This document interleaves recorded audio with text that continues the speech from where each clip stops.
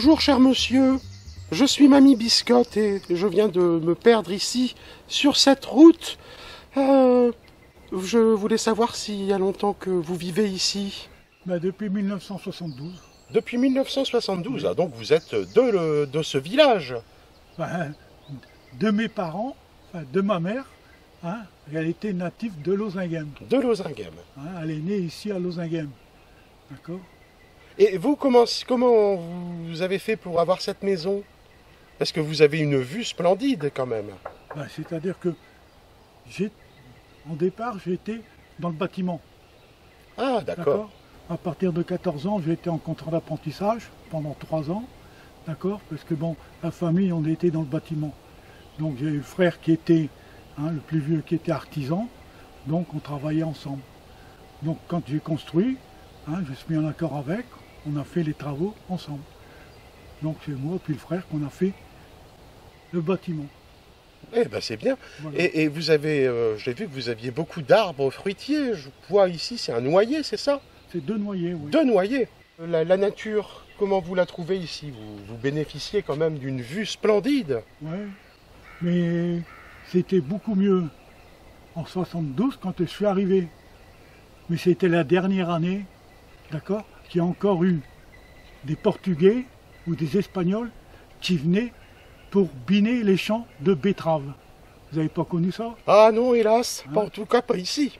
Oui, alors que maintenant, tout est traité. Ils ont des graines par graine, donc il n'y a plus besoin de main d'œuvre. Il n'y a plus besoin d'ouvriers. Et ça se passait bien, tout le monde vivait en bonne intelligence? Oui, c'était beaucoup mieux. Eh bien écoutez, merci beaucoup cher monsieur. J'espère qu'on se recroisera quand je me promènerai à Lozinghem. À très bientôt.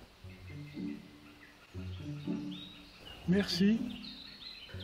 Un rêve de bonheur qui souvent m'accompagne, c'est d'avoir un logis donnant sur la campagne, près des toits, tout au bout du faubourg prolongé, où je vivrai ainsi qu'un ouvrier rangé.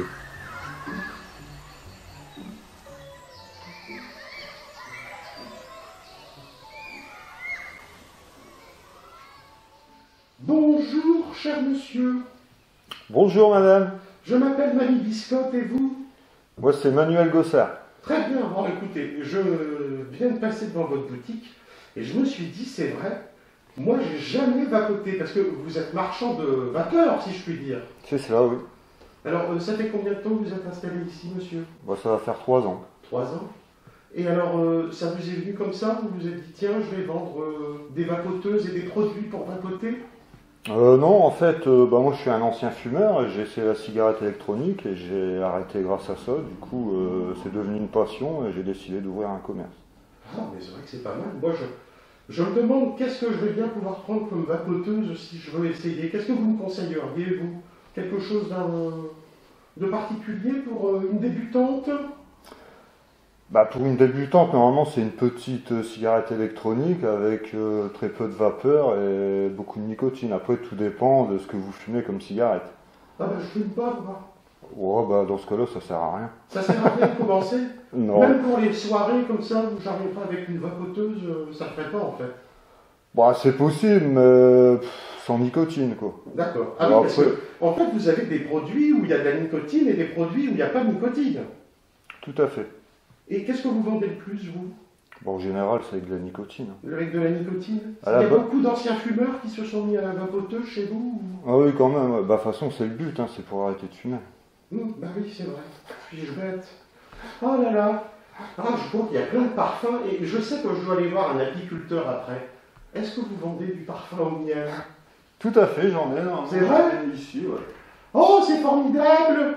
Écoutez, je vais vous prendre ce flacon, comme ça je vais lui rapporter à l'apiculteur. Voilà. Peut-être qu'il voudra faire picoter ses abeilles. Bon, écoutez, encore merci, cher monsieur. Merci de votre accueil. Je vais continuer un peu ma petite promenade dans Lozinghem. À bientôt! Merci à vous, bonne journée. Au revoir, monsieur Gossard. Au revoir, madame. Cadeau parfumé sur le pot de miel, le silence des abeilles. Dites-moi, monsieur Deron, Oui. je voulais savoir combien vous avez de ruches? Bah là actuellement j'ai 15 ruches. Moi en fait j'ai démarré vraiment un peu par hasard et il y a seulement 8 ans. Ah oui. Donc c'est peu hein, pour un apiculteur. C'est pour ça que j'étais content à chaque réunion de dire que je suis un jeune apiculteur. Et je dis ça se voit pas comme ça, mais c'est démarrer l'apiculture, il faut des années quand même de pratique pour pouvoir s'en sortir. Alors c'est vrai que moi la première année j'avais eu 2 ruches par un vieil apiculteur qui m'a fait découvrir son rucher et puis sa passion des abeilles, et je crois qu'il m'a contaminé. Et à partir de là, donc j'ai eu 2 ruches, mais la première année je les ai perdues, quoi. Alors j'accusais tout le monde, mais c'était le responsable, c'était bien moi. Hein. Elles étaient mortes de faim, j'avais pas bien nourri pour l'hivernage. Mais alors avec 15 ruches, vous faites combien de kilos de miel par an? Là j'ai fait dans les 100 kilos à peu près. Ah bah quand même. Ouais. Et est-ce que les abeilles se battent entre elles? C'est ma ruche? Non, c'est ouais, ici, ça si, bien sûr. Hein. Si une ruche est plus faible, bah, les abeilles de l'autre ruche vont aller pénétrer dans la ruche pour piller. Et donc là, elles prennent le miel qui reste dans les cadres. Et là, ils peuvent piller. Alors en même temps, ils tuent la ruche. C'est un petit peu... j'ai vu ça une fois, un pillage de ruche. Mais alors là, c'est impressionnant, quoi, parce qu'on voit à l'entrée, c'est un combat, quoi, hein. Il y a les abeilles de la ruche qui défendent l'entrée et puis les autres qui veulent rentrer. Alors souvent, comme la ruche elle est relativement faible, ils font pas le poids et puis là ils sont dépassés. Et là ils tuent tout le monde, même la reine de la ruche, quoi, hein. Comme dirait Bourvil, vache d'abeille alors. Ah ouais, alors là oui, ouais. La fenêtre est ouverte sur des jardins mouvants. 4 roses évadées dansent en arc-en-ciel.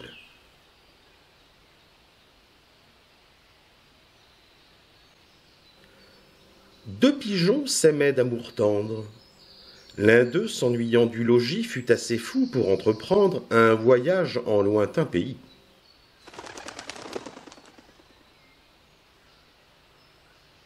Bonjour, bonjour, monsieur Durier.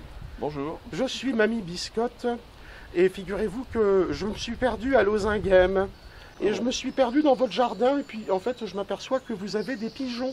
Vous êtes colombophile? Oui, Et vous êtes colombophile depuis longtemps? alors depuis 1988. D'accord. Et c'est une histoire de famille peut-être? On C'est une faisait histoire de famille, ouais. des pigeons dans votre famille? Votre papa, Ouais, votre mon papa, ouais, voilà. Mon beau-frère aussi. votre beau-frère? Oui. Donc vous faites des concours? On fait des concours, ouais. Et c'est des pigeons qui vont loin?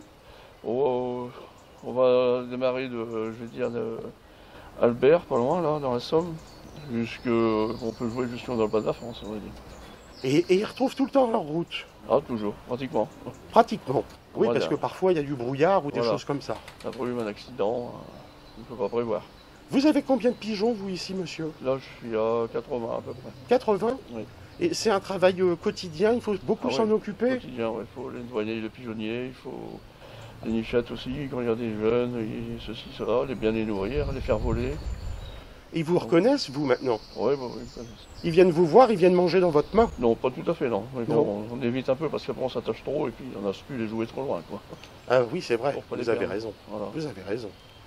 Bon, bah écoutez, je me demande si je ne vais pas mettre une bague aussi pour retrouver mon chemin comme vos pigeons, parce qu'en plus, vos pigeons, ils retrouvent toujours leur chemin, moi je l'ai perdu. Ah oui, Ah là là là là. Quelle drôle de vie. c'est vrai. Merci, monsieur Durier, de votre accueil. Mais je vous en prie. À De rien. bientôt. À bientôt. Dans la vie, point tout dit belle, pour adoucir le destin, nous pouvons choisir à le pelle des bons trucs qui rintent content. Chou qui prime parmi tant d'autres, dans nos courageuses régions, qui console et ravigote, chez de faire voler des pigeons. Sur la terre, les heureux, chez vraiment les coulonneux. Sur la terre, les heureux, chez vraiment les coulonneux.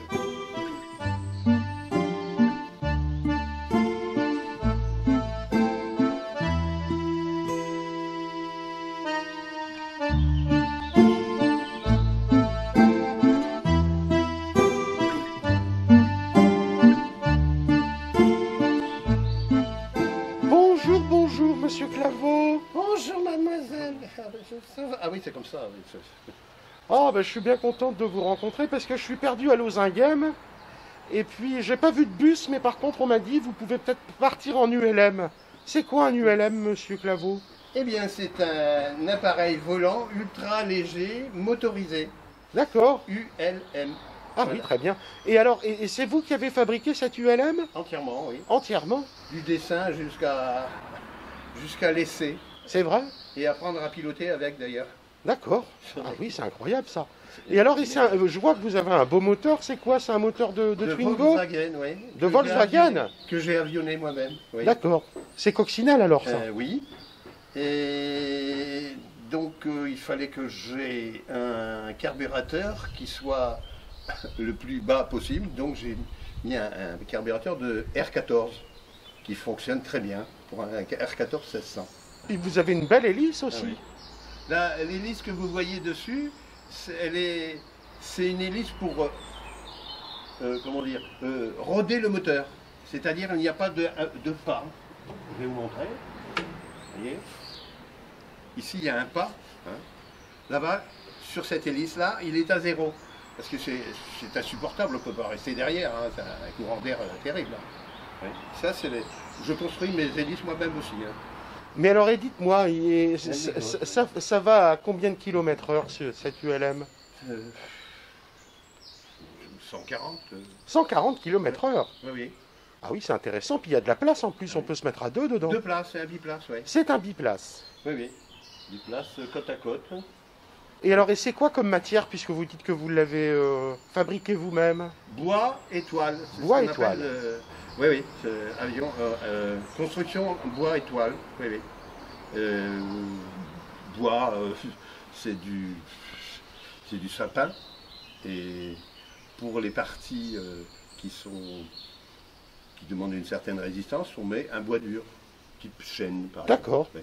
Et alors, quand les ailes sont déployées, ça fait combien d'envergure? 7,30 m. 7,30 m. Oui, oui.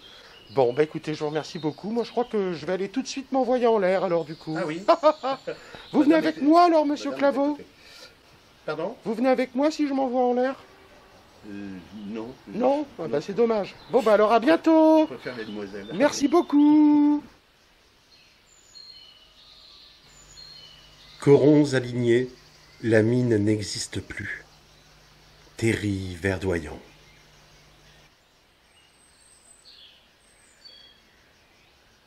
Bonjour, bonjour, Madame Évrard.